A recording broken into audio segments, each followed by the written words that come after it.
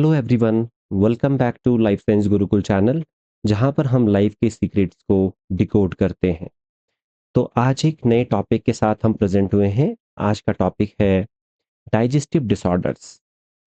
पिछले वीडियो में हमने डाइजेस्टिव सिस्टम के बारे में पढ़ा था और उस सिस्टम में जो डिफरेंट ऑर्गन्स थे, उन डिफरेंट ऑर्गन्स में डिफरेंट तरह के डिसऑर्डर्स भी पाए जाते हैं। तो उसी पर बेस्ड है अगला टॉपिक, जिसका टाइटल है डाइजेस्टिव डिसऑर्डर्स। तो शुरू करते हैं। तो सबसे पहले अगर बात करें डाइजेस्टिव डिसऑर्डर्स क्या होते हैं, तो डाइजेस्टिव डिसऑर्डर्स जो होते हैं, ये बेसिकली जो हमारी जीआई ट्रैक होती है, यानी गैस्ट्रोइंटेस्टाइनल ट्रैक है, जो हमारी पूरी एलिमेंट्री कैनाल है, उसको अफेक्ट करने वाले डिसऑर्डर्स होते हैं। और ये डिसऑर्डर्स बेसिकली जो हमारी डाइजेस्टिव प्रोसेस है, डाइजेशन की प्रोसेस है कि हाउ बॉडी के जो ऑर्गन्स हैं वो डाइजेशन की प्रोसेस में इन्वॉल्व हैं, कैसे उसमें काम कर रहे हैं। तो उन पूरी प्रोसेस को वो एक तरह से क्या कर देते हैं, एक तरह से अफेक्ट करते हैं। और ये डिसऑर्डर्स जो हैं, ये जो प्रॉब्लम्स होती हैं डाइजेस्टिव रिलेटेड, ये हमारे जैसे मैंने कहा एलिमेंट्री कैनाल के किसी भी पार्ट में जो है हो सकती है, लाइक स्टमक में हो सकती हैं, इंटेस्टाइन में हो सकती है, लिवर में हो सकती है, पैनक्रियाज में हो सकती है, गॉल ब्लैडर में हो सकती हैं। तो ये जो हमारा पूरा डाइजेस्टिव सिस्टम है, उससे रिलेटेड जो है इसमें डिसऑर्डर्स आते हैं। तो आगे इसमें देखते हैं। सबसे पहले डाइजेस्टिव सिस्टम का थोड़ा सा एक इंट्रोडक्शन आप लोगों के सामने रख लेते हैं। प्रीवियस वीडियो में भी इसके बारे में बात हुई थी। डाइजेस्टिव सिस्टम जो है बेसिकली हमारे माउथ या ओरल कैविटी से शुरू होता है। उसके बाद आप यहाँ पर देख सकते हैं, ये यहाँ पर एक जो ट्यूब लाइक स्ट्रक्चर है, ये इसोफेगस है। देन उसके बाद एक जे शेप का ऑर्गन जो है यहाँ पर आपको दिख रहा होगा, ये स्टमक है, यहाँ पर स्टमक है। देन उसके बाद शुरू होती है इसमें स्मॉल इंटेस्टाइन, जो पूरा अंदर यहाँ बीचों बीच है, स्मॉल इंटेस्टाइन।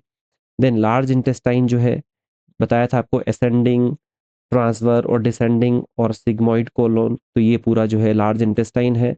और देन उसके बाद जो है रेक्टम एंड एनस यहाँ पर है। इसके अलावा जैसे बताया था, इसमें कुछ एक्सेसरी ग्लैंड्स भी होती हैं, जैसे कि यहाँ पर लीवर है, इधर जो है गॉल गॉल ब्लैडर है। पीछे की तरफ जो है यहाँ पर येलो कलर की जो ग्लैंड दिख रही है, वो एक पैनक्रियाज है। तो ये पूरा जो है हमारे डाइजेस्टिव सिस्टम को बनाते हैं। तो अभी इंट्रोडक्शन में आपने देखा कि इन किसी भी पार्ट में, इन किसी भी डाइजेस्टिव सिस्टम के किसी भी पार्ट में जो है ये डिसऑर्डर्स हो सकते हैं। सबसे पहला डिसऑर्डर है गैस्ट्रो इसोफेगल रिफ्लेक्स डिजीज, या इसको गर्ड भी इसको कहते हैं, गैस्ट्रो इसोफेगल रिफ्लेक्स डिजीज। तो इसमें क्या होता है बेसिकली कि जो हमारा स्टमक है, जहां पर जो HCl का सिक्रीशन वहां पर होता है, तो वो HCl यानी कि जो एसिड है, यहाँ पर जो हाइड्रोक्लोरिक एसिड है, उसका रिफ्लेक्स जब जो है यहाँ पर आप डायग्राम में देखेंगे, जब उसका रिफ्लेक्स यहाँ ऊपर की तरफ इसोफेगस में होना शुरू होगा, तो उसको हम एसिड रिफ्लेक्स कहेंगे। तो एसिड रिफ्लेक्स कब होता है? Occur when stomach acid flow back the oesophagus, यानी कि जो यहाँ पर स्टमक के अंदर हमारा एसिड है, वो जब जो है उसका बैक फ्लो जो है ऊपर की तरफ इसोफेगस की तरफ होना शुरू होगा, तो उसी को हम एसिड रिफ्लेक्स कहते हैं। तो ये एसिड रिफ्लेक्स कब होता है, उसके लिए आप यहाँ पर के स्ट्रक्चर को देखेंगे कि ये वाला जो पार्ट है, ये है इसोफेगस का, और नीचे जो ये पूरा एक कैविटी दिख रही है आपको, पाउच लाइक स्ट्रक्चर दिख रहा है, ये है स्टमक का। यहां पर से एसिड का रिफ्लेक्स तभी होगा, आप यहां पर देख पा रहे होंगे, यहां पर एक जो है लोअर इसोफेगल स्फिंक्टर मसल्स होती हैं, यहां पर ये दिख रहा होगा आप लोगों को। ये स्फिंक्टर क्या होता है? रिंग लाइक स्ट्रक्चर है, और एक रिंग लाइक मस्क्यूलर एक तरह से कह सकते हैं पार्ट होता है, जो कंट्रैक्शन और रिलैक्सेशन होता रहता है। इसका मेन रोल ये है कि जब इसोफेगस से कोई भी फूड जो है वो स्टमक में आ जाएगा, तो उसका जो है एक तरह से बैक फ्लो ना हो पाए, यानी कि जो है जो भी यहाँ से फूड जो है वो स्टमक में एंटर एक बार हो गया, तो उसके बैक फ्लो को प्रिवेंट करने का काम करता है लोअर इसोफेगल स्फिंक्टर।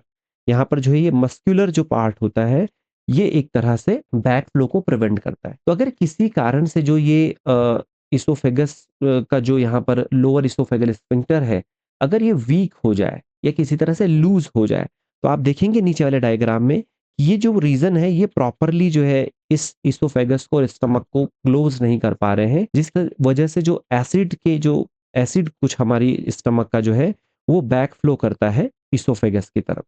तो इसी को जो है हम कहते हैं गैस्ट्रो इसोफेगल रिफ्लेक्स डिजीज, गर्ड। तो इसकी वजह से जैसे हार्ट बर्न, इंडाइजेशन और कई और प्रकार के सिम्टम्स भी जो है इसमें अपीयर होना शुरू हो जाते हैं।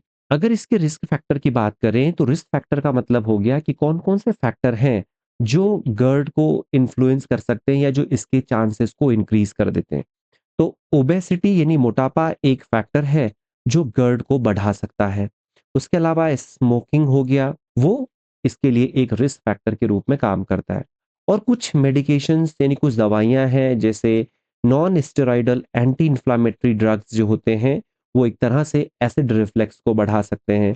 कैल्शियम चैनल ब्लॉकर्स जो होती हैं, ये एसिड रिफ्लेक्स को बढ़ा सकती हैं। तो इसके लिए फिर ट्रीटमेंट क्या है? इसके ट्रीटमेंट की बात करेंगे, तो इसका जो गर्ड का जो ट्रीटमेंट है, उसमें टिपिकली जो है वो लाइफ़स्टाइल चेंज जो है उसमें इन्वॉल्व होती है, कि जैसे ओबेसिटी को कंट्रोल करना, स्मोकिंग को जो है एक तरह से कंट्रोल करना, जैसे कि वेट लूज़ करना, एक लाइफ़स्टाइल ट्रीटमेंट है वेट को लूज़ करना, अवॉइडिंग सर्टेन फूड्स, कुछ जो एसिडिक फूड्स होते हैं या जो बहुत ज़्यादा हाईली स्पाइसी फूड जो होते हैं उनको जो है एक तरह से अवॉइड करना, और एंटा एसिड्स जो होते हैं यानी कि जो एसिड के अगेंस्ट जो दवाई काम करती हैं उस तरह के एंटा एसिड्स को लेना, और प्रोटॉन पंप इनहिबिटर जो है वो इसके लिए ट्रीटमेंट के रूप में काम कर सकते हैं। तो GERD से बेसिकली हम कह सकते हैं कि स्टमक से रिलेटेड जो है ये एक तरह से डिसऑर्डर है, और स्टमक में बनने वाला जो एसिड है वो जो है लोअर स्फिंक्टर जो है इसोफेगल स्फिंक्टर है, उसमें अगर प्रॉपर वो क्लोज नहीं हो रहा है तो एसिड का रिफ्लेक्स जो है इसोफेगस में होना शुरू हो जाता है। अगले डिसऑर्डर की बात करें तो अगला डिसऑर्डर है पेप्टिक अल्सर, तो ये भी स्टमक से रिलेटेड है। पेप्टिक अल्सर क्या होगा, ये बेसिकली जो है स्टमक के अंदर एक तरह से ओपन सोर्स है, एक तरह से घाव जिस तरह से होते हैं वो बॉडी के बाहर भी जिस तरह के घाव होते हैं उसी तरह के जो घाव होते हैं, जो सोर्स होते हैं, वो एक तरह से एक स्टमक के अंदर जो है बनने शुरू हो जाते हैं। और ये कहाँ पर होते हैं? ये बेसिकली जो है लाइनिंग ऑफ द स्टमक, यानी कि जो स्टमक की जो इंटरनल वॉल है, यानी कि जो ये इंटरनल वॉल है इसमें कहीं पर भी जो है बन सकते हैं, और उसके अलावा ड्यूडेनम में बन सकते हैं। तो इसको बोलते हैं पेप्टिक अल्सर। इसका कारण क्या है? पेप्टिक अल्सर का जो है कुछ मेन कारण है। सबसे पहले जो इसमें बहुत ज़्यादा एसिड का सीक्रेशन, यानी कि जो स्टमक अभी बताया था, स्टमक के अंदर जो एसिड सीक्रेट होता है एचसीएल, उसका एक्सेसिव जो प्रोडक्शन होना, एक्सेसिव सीक्रेशन होना, और उसके अलावा अगर ये आपको याद हो प्रीवियस वीडियो में मैंने बताया था कि जो स्टमक होती है उसकी इंटरनल वॉल को म्यूकस जो होती है, म्यूकस प्रॉपरली उसको क्या कर देती थी? कवर कर देती थी, जिससे एसिड का जो इफेक्ट है वो स्टमक पे ना हो।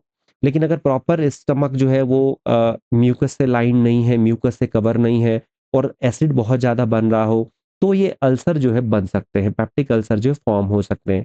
दूसरा एक एच पाइलोरी या हेलिकोबैक्टर पाइलोरी जो है, ये एक जो है बैक्टीरिया है, जो पेप्टिक अल्सर को कॉज़ कर सकता है। इसके अलावा जो है अगर लंबे समय तक आप जो है, जो अभी पिछले में भी आया था एनसैड, यानी कि non steroidal anti inflammatory drugs जो होती हैं, अगर उनका लंबे समय तक यूज हो रहा है तो वो भी पेप्टिक अल्सर को कॉज कर सकते हैं। इसके सिम्टम्स क्या होंगे? सिम्टम्स में क्या होगा? एब्डोमिनल पेन होगा, नोजिया होगा, वॉमिटिंग होगी, ब्लीडिंग हो सकती है स्टमक के अंदर, और वेट लूज होगा यानी वेट लॉस होगा। तो ये सिम्टम्स इसके हो सकते हैं। इसका ट्रीटमेंट क्या है?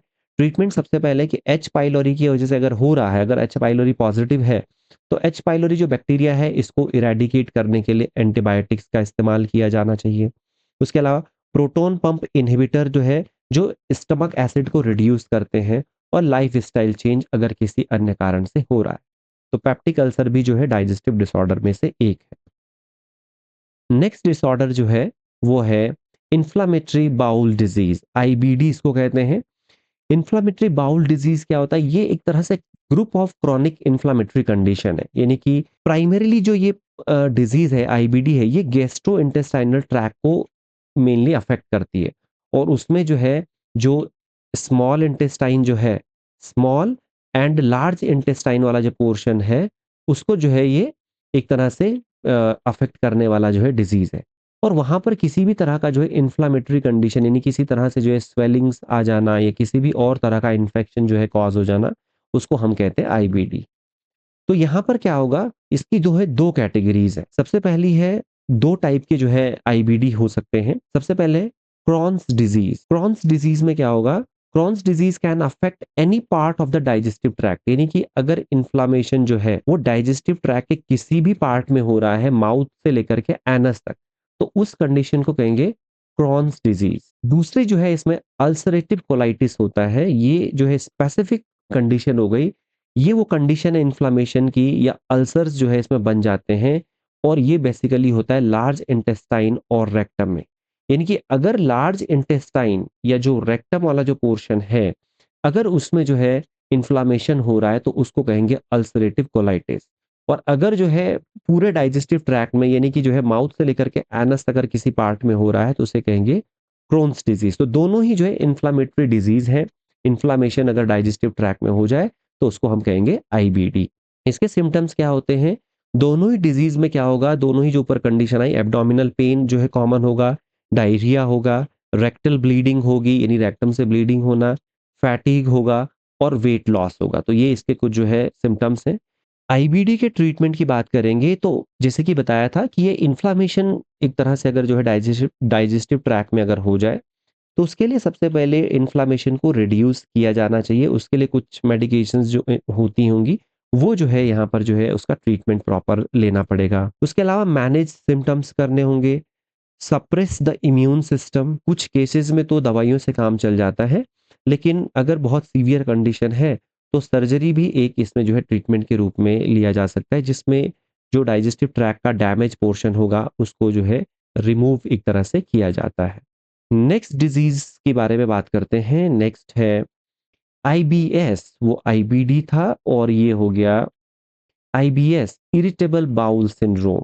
एक तरह से ये फंक्शनल डिसऑर्डर इसको हम कहते हैं। जो आईबीएस होता है फंक्शनल इसको डिसऑर्डर कहते हैं। फंक्शनल डिसऑर्डर का मतलब है कि जब हमारा जो डाइजेस्टिव सिस्टम है उसमें खास तौर पर जो जीआई ट्रैक है, जब वो प्रॉपर फंक्शन ना करे तो उसको आईबीएस कहते हैं। Irritable bowel syndrome is a common digestive disorder characterised by abdominal pain. इसमें क्या होगा? एब्डोमिनल पेन होगा, क्रैम्पिंग होगी, ब्लोटिंग होगा and changes in bowel habit such as diarrhea, constipation or both. ये इसके सिम्टम्स है। Symptoms include abdominal pain, bloating, gas, diarrhoea and constipation.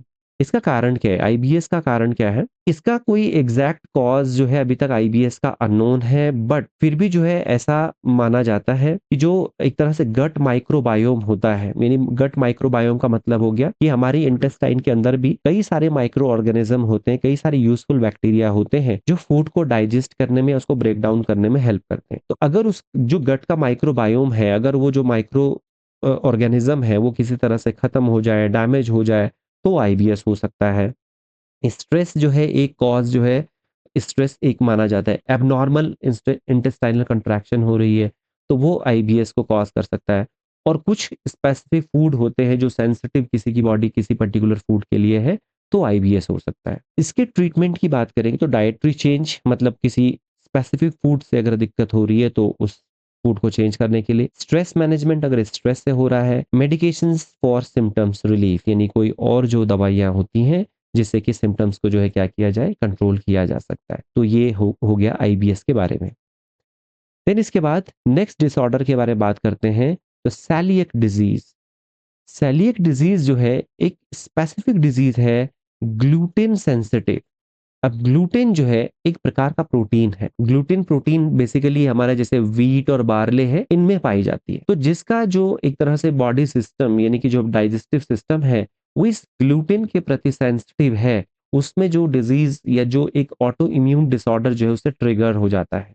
एक तरह का ऑटो इम्यून डिसऑर्डर है। ऑटो इम्यून डिसऑर्डर का मतलब है कि हमारा इम्यून सिस्टम हमारी बॉडी के अगेंस्ट ही जो है क्या करने लग जाता है, इफेक्ट करने लग जाता है, नेगेटिव इफेक्ट करने लग जाता है, तो उसको कहेंगे ऑटो इम्यून डिसऑर्डर। ये ऑटो इम्यून डिसऑर्डर जो है ट्रिगर्ड होता है ग्लूटेन से, और एक ग्लूटेन मिलता है, एक स्पेसिफिक प्रोटीन है जो मिलता है व्हीट एंड बार्ले में। तो ग्लूटेन सेंसिटिविटी अगर किसी की बॉडी में है तो उसको कहेंगे सेलिएक डिजीज। इसके सिम्टम्स क्या होंगे? जैसे कि डायरिया होगा, abdominal pain, bloating, fatigue and weight loss, ये सारे इसके सिम्टम्स हो सकते हैं। ट्रीटमेंट की बात करेंगे तो वेरी क्लियर कि ग्लूटेन फ्री डाइट, अगर किसी की बॉडी ग्लूटेन सेंसिटिव है तो ग्लूटेन फ्री डाइट जो है उसको जो है लेनी पड़ेगी lifelong, to prevent damage to the small intestine. Small intestine ये जो अदर पार्ट्स में अगर कहीं पर भी उसको डैमेज को कंट्रोल करने के लिए, रोकने के लिए ग्लूटेन फ्री उसको जो है एक तरह से डाइट को इन्वॉल्व करना पड़ेगा अपने खाने में। कॉम्प्लिकेशंस जो है इसमें हो जाती है, अगर जो है इसको प्रॉपरली और समय पर ट्रीट ना किया जाए तो कॉम्प्लिकेशंस भी हो सकती हैं। उसकी वजह से जो है माल न्यूट्रिशन हो सकता है, ऑस्टियोपोरोसिस हो सकता है, infertility and an increase risk of certain cancer, यानी कि जो एब्डोमिनल कैंसर होते हैं उनका रिस्क जो है ये क्या कर देता है, इंक्रीज कर देता है, सेलिएक डिजीज।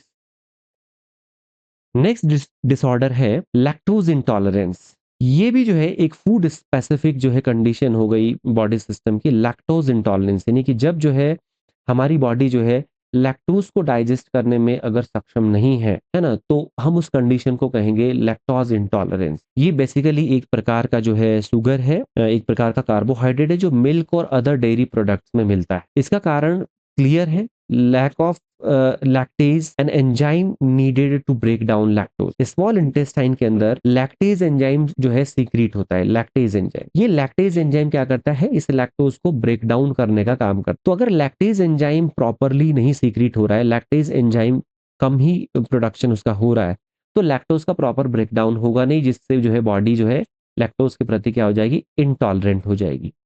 इसके सिम्पटम्स की बात करेंगे तो bloating, gas, diarrhoea, abdominal cramps जो हो सकते हैं। अगर इसके ट्रीटमेंट की बात करें तो इसमें जो है बेसिकली अवॉइडेंस ऑफ लैक्टोज, या तो लैक्टोज को पूरी तरह से अवॉइड कीजिए, या फिर जो डेयरी प्रोडक्ट्स होते हैं जो लैक्टोज फ्री अगर है तो उनका कंजम्पशन अगर किया जाए तो लैक्टोज इंटॉलरेंस को कंट्रोल किया जा सकता है। नेक्स्ट डाइजेस्टिव डिसऑर्डर के बारे में बात करेंगे, गॉल ब्लैडर डिसऑर्डर, यानी कि इसमें जो है गॉल ब्लैडर से रिलेटेड अगर डिसऑर्डर्स हैं तो उसको गॉल ब्लैडर डिसऑर्डर कहा जाएगा। बेसिकली दो तरह के डिसऑर्डर्स यहाँ पर है, दो तरह की जो है दिक्कतें यहाँ पर हो सकती है। पहला है गॉल स्टोन्स, यानी कि जो गॉल गॉल ब्लैडर है उसमें अगर जो है स्टोन्स जो है अगर बन जाए तो उसको गॉल स्टोन कहते हैं। ये आज की डेट में एक बहुत ही मतलब फ्रीक्वेंटली और कई सारे लोगों में देखी जाने वाली डिजीज है। पिछले वीडियो में डाइजेस्टिव सिस्टम जब पढ़ा था तो वहाँ पे बताया था कि जो ये गॉल ब्लैडर होता है ये बाइल को स्टोर करने का काम करता है, और ये बाइल जो है समय समय समय पर ड्यूडेनम में सीक्रेट होता है और फैट के इमल्सिफिकेशन में हेल्प करता है। लेकिन कभी कभी क्या हो जाता है कि जो गॉल ब्लैडर है इसमें एक तरह से गॉल स्टोन्स बन जाते हैं, छोटे छोटे और हार्ड डिपॉजिट हो जाते हैं गॉल ब्लैडर के अंदर। और ये बेसिकली होता है जब जो इसके अंदर जो मिनरल्स होते हैं या बाइल के जो कंपोनेंट्स होते हैं उसमें जो है इम्बैलेंस अगर हो जाए, यानी कि कोलेस्ट्रॉल है, बाइलिरुबिन इसमें पिगमेंट होता है, अदर सॉल्ट्स होते हैं, इन सब में जब इम्बैलेंस अगर हो जाए तो उसकी वजह से गॉल स्टोन जो है बन जाते हैं, हार्ड एक तरह के डिपोजिशन जो इसके अंदर बन जाते हैं। दूसरी है कॉलिसिस्टाइटिस। कॉलिसिस्टाइटिस जो है एक इन्फ्लामेशन है गॉल ब्लैडर का, यानी कि अगर इसमें कहीं पर भी जो इसमें डक्ट्स होती हैं या कहीं पर गॉल ब्लैडर में किसी भी तरह का अगर जो है इन्फ्लामेशन हो जाए, इन्फेक्शन हो जाए, स्वेलिंग हो जाए, किसी तरह के सोर बन जाए, तो उसको जो है बोलेंगे हम कॉलिसिस्टाइटिस। ये जो है बेसिकली जो है तब होता है जब गॉल स्टोन जो है वो अगर सिस्टिक डक्ट को क्या कर देते हैं, ब्लॉक कर देते हैं, यानी कि जो डक्ट जो है इसका सिक्रीशन, बाइल का सिक्रीशन ड्यूडेनम में करती है, अगर वो किसी तरह से ब्लॉक हो जाए तो इसकी वजह एक ये वजह जो है गॉल ब्लैडर के इन्फेक्शन में, ये कॉलिसिस्टाइटिस में जो है इन्वॉल्व हो जाती है।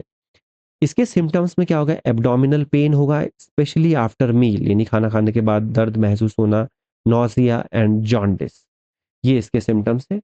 ट्रीटमेंट है जो है ऑब्जर्वेशन, कुछ मेडिकेशंस होती हैं और सर्जरी, अगर जो है मोस्ट ऑफ द केसेस में जो है इसकी सर्जरी की जाती है। कॉलिसिस्टेक्टोमी कहते हैं उसको, यानी कि कॉलिसिस्टेक्टोमी का मीनिंग है कि गॉल ब्लैडर के रिमूवल को कॉलिसिस्टेक्टोमी कहते हैं। नेक्स्ट डिसऑर्डर है पैनक्रिएटाइटिस। पैनक्रिएटाइटिस जो है ये भी एक प्रकार का इन्फ्लामेटरी कंडीशन है, और ये कंडीशन मिलती है पैनक्रियास के अंदर। पैनक्रियास एक लीफ लाइक ग्लैंड होती है, ये बड़ी इंपॉर्टेंट ग्लैंड होती है। ये एंडोक्राइन और एक्सोक्राइन दोनों ही फंक्शन को परफॉर्म करती है। तो यहाँ पर आप देख सकते हैं कि ये एक लीफ लाइक ग्लैंड होती है और ये डाइजेशन में भी हेल्प करती है और एंडोक्राइन सिस्टम में जो है एक तरह से ये स्पेसिफिक हार्मोन का सिक्रीशन करती है। तो अगर जो है इस पैनक्रियाज में किसी तरह का इन्फ्लामेशन हो जाए तो उस कंडीशन को हम कहेंगे pancreatitis. Gland located behind the stomach, stomach के पीछे ग्लैंड लोकेटेड होती है, और ये जो है अगर सडनली इसमें किसी तरह का इन्फ्लामेशन हो रहा है तो उसको एक्यूट पैनक्रिएटाइटिस हम कहेंगे, और अगर बहुत लंबे समय तक अगर इन्फ्लामेशन बना हुआ है तो उसे कहेंगे क्रॉनिक पैनक्रिएटाइटिस। कॉज की बात करेंगे तो अगर गॉल स्टोन है तो ये वन ऑफ द रीजन हो सकता है कि पैनक्रियाज में किसी तरह का जो है इन्फेक्शन हो जाए, इन्फ्लामेशन हो जाए। अल्कोहल अब्यूज यानी कि बहुत ज्यादा अल्कोहल का यूज करना, और ऑटो इम्यून कंडीशन भी हो सकती है, और हाइपर कैल्सीमिया का मतलब है हायर कैल्शियम लेवल, यानी ब्लड में अगर कैल्शियम लेवल बहुत ज्यादा है तो हाइपर कैल्सीमियस कंडीशन को कहा जाता है। तो ये कुछ जो है कारण हो सकते हैं पैनक्रिएटाइटिस के। सिम्टम्स की बात करेंगे तो इसमें जो है सीवियर एब्डोमिनल पेन हो सकता है, नोजिया, वॉमिटिंग, और बहुत सीवियर केस में जो है ऑर्गन फेलियर यानी कि पैनक्रियास फेलियर लाइक जो है सिम्टम्स भी देखने को मिलते हैं। ट्रीटमेंट की बात करेंगे तो पेन मैनेजमेंट यानी पेन को जो है एक तरह से मैनेज करना, सपोर्टिव केयर कि किस वजह से हो रहा है, एड्रेसिंग अंडरलाइंग कॉज यानी कि किस वजह से हो रहा है, किसी तरह से अगर मान लीजिए गॉल स्टोन से है तो गॉल स्टोन को रिमूव करना, उसके लिए जो है मेडिकेशंस लेना, अल्कोहल अब्यूज है तो अल्कोहल को कंट्रोल करना, हाइपर कैल्सीमिया है तो कैल्शियम लेवल को मेंटेन करना। तो इस तरह के जो इसमें ट्रीटमेंट जो है वो लिए जाते हैं।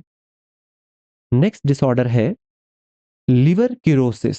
लिवर किरोसिस जो है एक कंडीशन है जहां पर ओवर द टाइम यानी कि धीरे धीरे जो हमारा लिवर है वो एक तरह से हार्ड हो जाता है, और उसमें जो एक तरह से स्कार्ड यानी कि बहुत हार्डनिंग हो जाती है टिश्यूज की वहां पर, और एक तरह से बहुत हार्ड और एक तरह से फाइबर्स उसमें जो है घाव बन जाते हैं। तो उसको लिवर किरोसिस कहा जाता है। ये हो जाता है जब बहुत लंबे समय से अगर लिवर डैमेज हो रहा है तो धीरे जो है लिवर किरोसिस में जो है वो कन्वर्ट हो जाता है। This scarring prevents the liver from working properly. अब प्रॉपर अगर पूरा लिवर जो एक तरह से हार्ड अगर हो जाता है, पूरी तरह से उसमें जो है उसमें स्कार्स हो जाते हैं, तो उसकी वजह से लिवर प्रॉपरली फंक्शन करना बंद कर देता है और कई तरह के डाइजेस्टिव इश्यूज जो है पैदा हो जाते हैं। अगर इसके कारण की बात करें, कॉज की बात करें, तो क्रोनिक लिवर डिजीज यानी कि लिवर से रिलेटेड अगर कुछ डिजीज अगर है लंबे समय से, जैसे कि हेपेटाइटिस बी एंड सी हो गया, अल्कोहल अब्यूज यानी बहुत ज्यादा मात्रा में अल्कोहल कंज्यूम करना, तो ये जो है एक तरह से लिवर क्यूरोसिस के कारण बन सकते हैं। अगर इसके सिम्टम्स की बात करें तो फैटीग हो गया, जॉन्डिस हो जाना, स्वेलिंग इन लेग्स यानी एडिमा, कंफ्यूजन जो है ये पैदा हो जाता है हिपैटिक इंसेफेलोपैथी से। हिपैटिक इंसेफेलोपैथी का मतलब है कि हम जानते हैं कि जो हमारा लिवर है ये जो है हमारी बॉडी से जो टॉक्सिन्स होते हैं, टॉक्सिन्स को रिमूव करने का काम करता है, यानी डिटॉक्सिफिकेशन का काम करता है। लेकिन अगर लिवर एक तरह से प्रॉपर काम नहीं कर रहा है तो हमारी ब्लड में टॉक्सिन्स जो है वो जमा होना शुरू हो जाते हैं। देन टॉक्सिन्स जो है ब्लड फ्लो के साथ जब ब्रेन में जाते हैं तो वहां पर एक तरह से जो है इन्फ्लामेशन या इन्फेक्शन कॉज कर देते हैं, जिसको हम कहते हैं हिपैटिक इंसेफेलोपैथी। इसी की वजह से जो है कंफ्यूजन एक सिम्टम्स इसका उत्पन्न हो जाता है। ट्रीटमेंट की बात करेंगे तो एड्रेसिंग अंडरलाइंग कॉज यानी कि सबसे पहले किस कॉज से ये हो रहा है। अगर क्रोनिक लिवर डिजीज है, हेपेटाइटिस है, तो हेपेटाइटिस को जो है एक तरह से उसको ट्रीट करना, अल्कोहल अब्यूज है तो अल्कोहल को कंट्रोल करना, तो इस तरह से इसमें ट्रीटमेंट को लिया जा सकता है। सपोर्टिव केयर जो है इसमें जरूरी है, और liver transplantation in severe case यानी एक्सट्रीम कंडीशन में जो है लिवर ट्रांसप्लांटेशन भी किया जाता है। तो डाइजेस्टिव डिसऑर्डर से रिलेटेड मैक्सिमम जो हमारे डाइजेस्टिव सिस्टम से रिलेटेड डिसऑर्डर्स होते हैं वो हमने इस वीडियो में कवर करे हैं। पिछली वीडियो में आपने डाइजेस्टिव सिस्टम के बारे में पढ़ा था, अगर आपने नहीं देखा है तो उस वीडियो को भी आप देखेंगे। इस वीडियो के डिस्क्रिप्शन में आपको उसका लिंक मिल जाएगा, और यहाँ पर कुछ हमने डाइजेस्टिव डिसऑर्डर्स को कवर करने की कोशिश करी है। अगर आपके कोई और डाउट्स हैं या किसी तरह के सवाल है तो आप लोग कमेंट्स में लिखें, और आगे आने वाले जो वीडियोस हैं उनके लिए आप चैनल को सब्सक्राइब करें और नोटिफिकेशन बेल को जरूर दबाएं। Thanks for watching.